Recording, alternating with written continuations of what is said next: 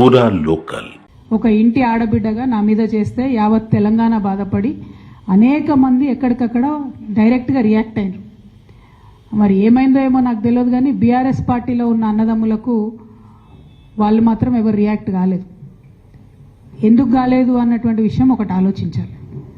రెండు, మీ అందరికీ తెలుసు, నేను ఎప్పుడు కూడా నిర్దిష్టమైన సమాచారం లేకుండా మాట్లాడను. ఇవాళ నేను చాలా నిర్దిష్టమైన సమాచారంతో చెప్తున్నా. ఆ వ్యాఖ్యల వెనుక ఒక బీఆర్ఎస్ పెద్ద నాయకుడి హస్తం ఉన్నది. అందుకనే బీఆర్ఎస్ పార్టీ నాయకులు ఎవరు కూడా రియాక్ట్ కాలేదని చెప్పి నేను బలంగా నమ్ముతా ఉన్నాను.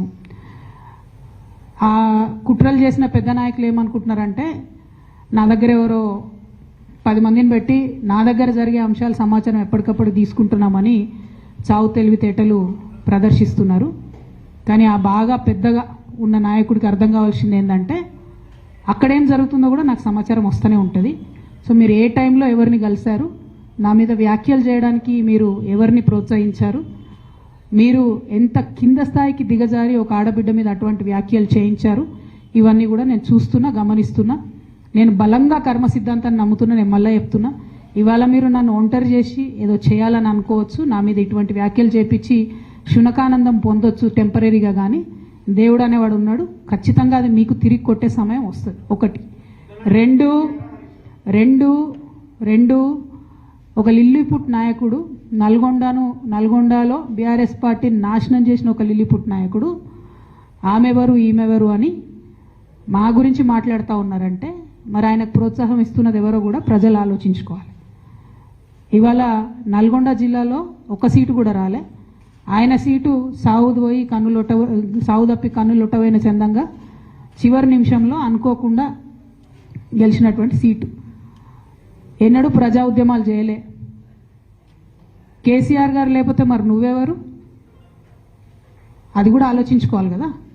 కేసీఆర్ గారు లేకపోతే బీఆర్ఎస్ పార్టీలో ఉన్న ఏ నాయకుడైనా ఎవరు? ప్రజలకు మనందరినీ పరిచయం చేసింది కేసీఆర్ గారే కదా. మనలో మనం కన్ఫ్యూజన్ ఉన్నప్పుడు ఇష్టం వచ్చినట్టు మాట్లాడుకోవచ్చా? ఈ లిల్లీపుట్ నాయకుడు మాట్లాడంగానే ఇంకో చిన్న పిల్లగాడు నిన్నగాక మొన్న మా పార్టీలోకి వచ్చిన వాళ్ళు కూడా ఎటుపడతట్టు మాట్లాడు. అసలు ఎవరు మీరు? మీకు తెలంగాణ ఉద్యమంతో సంబంధం ఏంది? బీఆర్ఎస్ అధికారంలోకి వచ్చినాక బీఆర్ఎస్లోకి వచ్చి పదవులు పొంది ఉల్టా నా మీదనే మాట్లాడతారా మీరు? మేము ఉద్యమం చేసిందే మీ మీద కదా.